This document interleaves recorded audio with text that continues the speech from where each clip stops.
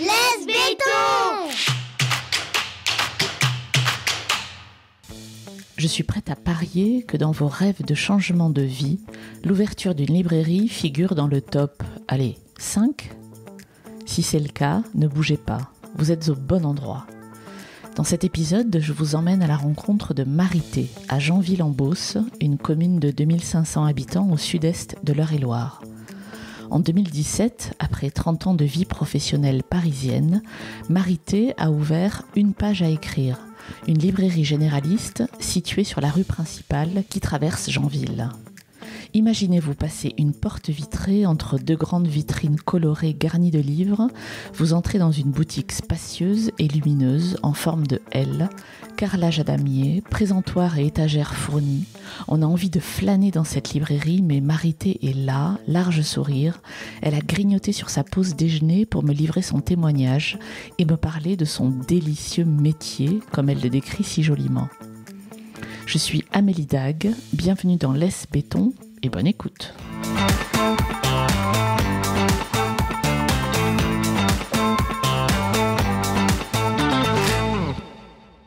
Je suis originaire de Beauce, d'un village qui est situé à 18 km de Janville, Orgères-en-Beauce, où j'ai vécu toute mon enfance. Et ensuite, je suis allée sur Orléans faire mes études, et puis sur Paris, à l'étranger. Et je suis revenue sur Paris, m'établir pendant plus de 30 ans.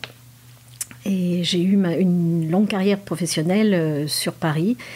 Après avoir fait une école de commerce internationale, j'ai travaillé dans des grandes entreprises américaines, essentiellement, surtout en lien avec la relation client, le marketing. Et j'ai donc vécu pas mal d'années sur Paris. C'est en 2017, l'âge venant, la fatigue aussi, parce que j'habitais à Janville depuis 2000. On avait fait un choix de vie avec mon mari de sortir de Paris. On souhaitait avoir une maison, pouvoir acheter une maison et avoir de l'espace, un peu de tranquillité, être un peu plus au calme. Et c'est un choix que nous avons fait de venir nous installer à Janville parce qu'on a trouvé une maison qui correspondait à la maison de nos rêves. Voilà, donc voilà l'histoire. Ceci dit, j'ai continué à travailler sur Paris quand même pendant plus de 15 ans après que nous nous soyons installés à Janville. Donc dans les embouteillages le matin qui devenaient de plus en plus longs, le soir la même chose. Ça devenait très compliqué, très fatigant. Et voilà, il est arrivé un moment où je me suis dit, il y a autre chose qu'il faut envisager. Et donc, à cette période de remise en cause un petit peu, la librairie de Janville a fermé.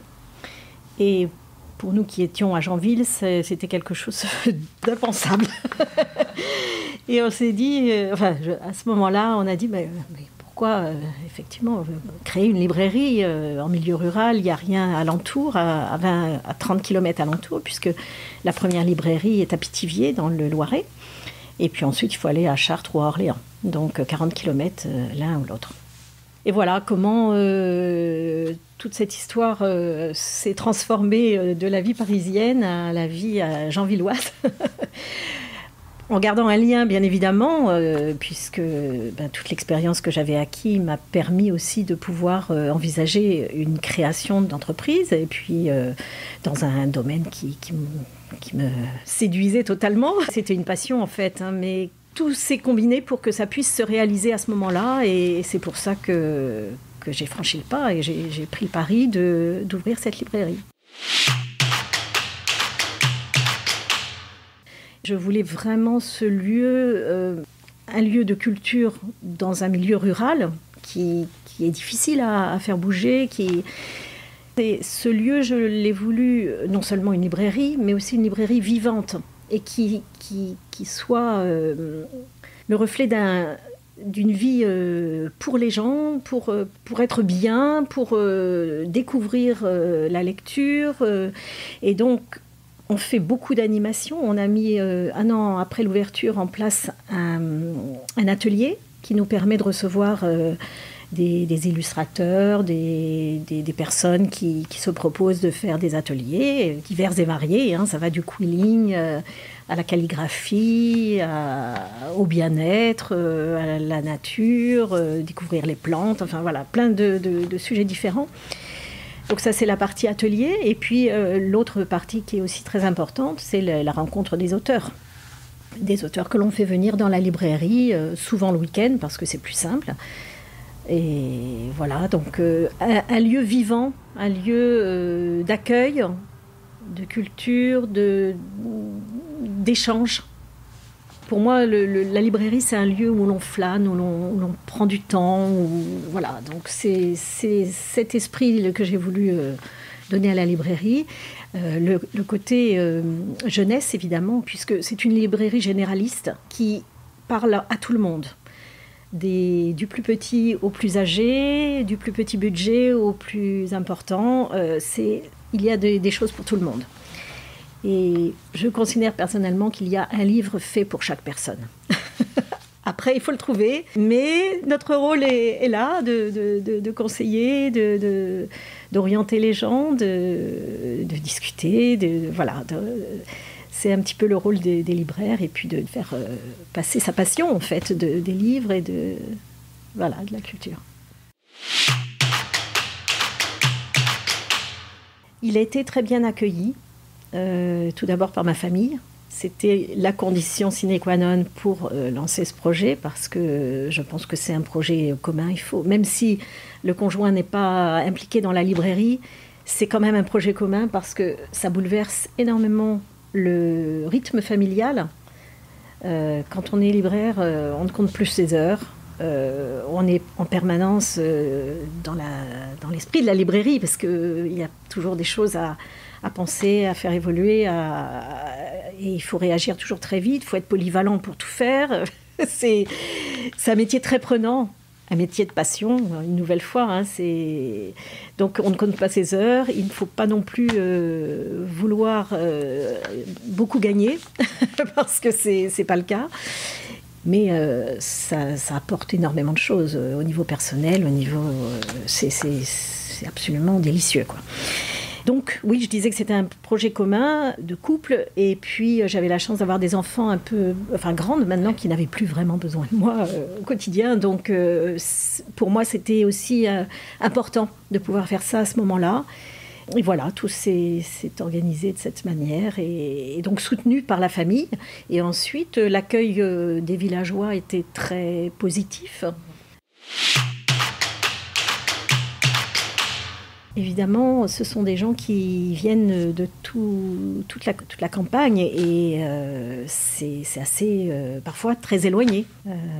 Alors aujourd'hui, j'ai des gens d'un petit peu partout, même de Chartres et d'Orléans, et d'Angerville, dans le 91, un petit peu plus loin sur la route. Si les gens connaissent Jeanville, ils font le pas de venir jusqu'à la boutique. Il y a vraiment toute la communauté de communes aussi qui est impliquée dans la culture. Donc forcément, je travaille aussi en lien avec tout ce qui se fait. Ça a démarré très, très timidement. Puis au fil des ans, les choses évoluent et s'amplifient un petit peu. Le contact avec les personnes. L'accueil, l'échange, les discussions, on parle d'un livre, d'un autre, voilà, c'est la richesse du contact avec les gens, en fait. Oui, ça, c'est quelque chose que j'ai toujours aimé, et que je peux vivre pleinement, dans un contexte qui me convient parfaitement, pour parler de choses que j'adore. Donc oui, c'est un beau métier. Et puis le fait d'avoir créé aussi cette structure, malgré tout, je suis quand même heureuse d'avoir pu mener à bout ce projet, et puis de le tenir. C'est un petit bébé quelque part. C'est une réalisation de soi-même. Et comme c'est tellement en accord avec ce qu'on est, forcément, c'est très valorisant.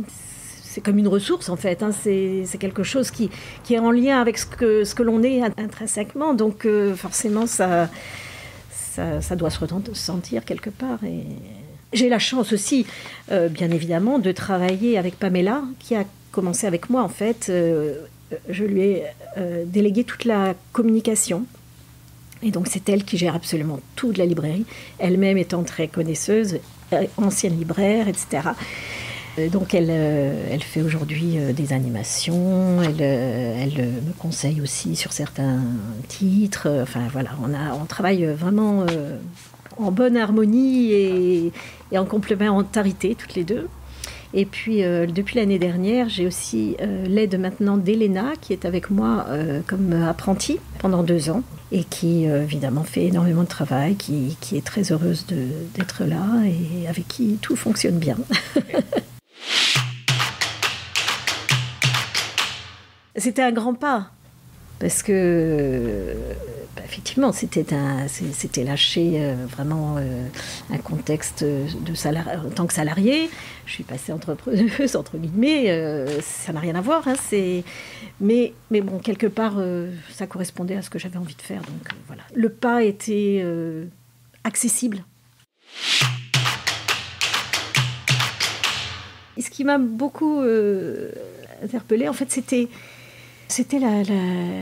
la gentillesse des gens, la politesse, le calme. Bonjour madame, on fait la queue. Ben non, vous étiez avant moi. Et ça c'était... oui, on avait oublié. Et c'est très, très agréable, effectivement, de voir que... les gens ne sont pas un numéro. Enfin, il y a une certaine reconnaissance, en quelque sorte, puisque vous êtes une personne. On vous considère comme une personne. Non, passez devant, madame, si vous étiez là la première. Chaque librairie a ses propres problématiques. Ici, le fait de vivre sur un territoire très large qui demande à ce que les personnes viennent à la librairie, c'est pas évident de faire des kilomètres pour venir acheter un livre. Donc, ce qui est important, c'est aussi l'animation du village qui permet d'avoir... Enfin, qui a aujourd'hui pas mal de commerces. Même si c'est un petit village, c'est quand même vivant et animé. Et donc, ça permet aussi de faire venir les gens. Donc ça, c'est une dynamique importante aussi pour la librairie. J'avais pris l'option, justement, pour rendre service aux clients, d'avoir une imprimante, pour pouvoir imprimer des photocopies, faire des photocopies, et voilà. Et c'est un petit service, mais il y a énormément de personnes âgées qui viennent pour 2-3 photocopies parce que ça leur rend bien service. Parce que, voilà. Donc c'est ce côté proche de la clientèle aussi. C'est ce lien qui est important aussi d'avoir avec tout le monde. Et ce que je voulais absolument, c'est que ça soit un lieu où tout le monde ose pousser la porte. Je ne sais pas, je ne suis pas sûre que ce soit le cas. Malheureusement, il y a beaucoup de personnes que je ne vois jamais. Mais c'était l'idée que je voulais et que je veux toujours. Hein, c'est toujours d'actualité, mais il est vrai que malheureusement, tout le monde ne vient pas. Mais j'ai eu la chance de voir... des gens très érudits, très, très cultivés, qui ont grand plaisir à venir, et puis des personnes qui ne lisent que très peu, et qui viennent demander conseil. Je voudrais faire un cadeau, je voudrais... Donc voilà, pour moi, c'est tout le monde, et c'est très bien. Alors, si je suis mon chemin, je dirais, c'est de bien étudier son projet, de savoir pourquoi on veut le faire, dans quel but, et être accompagné, soit par un conjoint, soit par la famille, ou pas, mais être soutenu dans ce que l'on met en place, et le fait d'y avoir bien réfléchi, être sûr que ça tombe comme un fruit mûr quand on se lance. Il faut beaucoup travailler en amont, vraiment... triturer les données, le pour, le contre, comment, pourquoi, beaucoup de fois pour vraiment se dire oui, c'est possible. Et c'est vraiment ce que j'ai envie. Donc, si tout est vert, on y va. Après, il y a toujours des aléas, des choses qui sont plus ou moins faciles à gérer. Mais il faut avoir la certitude que ça corresponde vraiment à un projet étudié, mûri, validé et qui nous correspond. Alors, j'en avais tellement envie et je le travaillais tellement. Et en fait, on faisait toujours les démarches pour que ça avance à chaque fois et chaque étape se réalisait jusqu'au moment où il nous fallait un local. Et il n'y avait plus rien qui nous correspondait en location à Janville. Et donc, mon mari m'a dit un jour, mais il y a une maison à vendre là-bas, va voir. Je lui ai dit, mais on n'est pas parti pour acheter une maison, c'est pas possible. Et va voir, on est tombé amoureux du lieu. Il y avait tout ce qu'il fallait pour qu'on puisse mettre en place la librairie telle que je l'imaginais, telle que je la voulais. Et donc, c'est pour ça que je dis que c'est un projet commun, parce que mon mari a fait tous les travaux, on a créé cet atelier derrière pour pouvoir recevoir des ateliers et faire des choses en dehors de la librairie, mais facilement, pour la rendre animée comme je le voulais. Et voilà, donc tout ça, on trouve toujours les moyens pour arriver à ses fins, finalement, même si ce n'était pas la chose de départ. On a trouvé une solution pour que ça puisse se faire. Et voilà, donc c'est sûr que seul, ça m'aurait été difficile si j'avais pas eu ce soutien. Et puis il me disait, mais oui, mais c'est ton projet, vas-y, tu es dedans, ça te correspond, oui, vas-y. Oui, il faut vraiment bien étudier, savoir pourquoi on le veut, vraiment, est-ce que ça nous correspond vraiment ? Parce que s'il y a des réticences, je pense que forcément, il y aura des choses qui iront moins bien, forcément. Ça, c'est une grande récompense d'arriver à faire ce qu'on a envie de faire réellement et de mettre en place un projet important quand même, parce que même si c'est une petite librairie, les fondements, le principe reste le même pour la création et le faire vivre. Et puis, je suis heureuse de pouvoir avoir Elena, maintenant apprentie, qui sera sûrement à terme embauchée aussi. Donc voilà, donc c'est des projets humains qui sont très, très réconfortants, qui me correspondent en fait. C'est ma relation aux personnes qui se décline de différentes manières, avec les clients, avec les personnes avec qui je travaille, avec les auteurs que l'on rencontre, voilà, c'est toujours une question de relations humaines en fait. C'est chez moi, quand je prends un peu de recul, un petit peu, je me pose, je me dis, attends, quand je suis débordée et que tout va mal, et il faut se reprendre, je me dis, mais oui, c'est idéal. Je suis là où je suis, où je devais être, forcément. C'était Laisse Béton, le podcast qui aide les citadins à réaliser leurs rêves de vie au vert. Merci à Marité Barrault pour son accueil généreux. Vous trouverez dans le descriptif de l'épisode les coordonnées d'une page à écrire, ainsi que quelques conseils de lecture de Marité pour vous qui envisagez de quitter la ville. Si vous voulez réagir à cet épisode ou que vous souhaitez vous aussi apporter votre témoignage au micro de Laisse Béton, écrivez-moi à amélie@laisse-béton.fr. Je vous invite également à vous abonner au compte Instagram du podcast qui se nomme laisse_béton_podcast. Et puis si vous aimez Laisse Béton, décorez-le d'étoiles sur votre appli de podcast préféré et parlez-en autour de vous, c'est encore le meilleur moyen de le faire connaître. À très bientôt.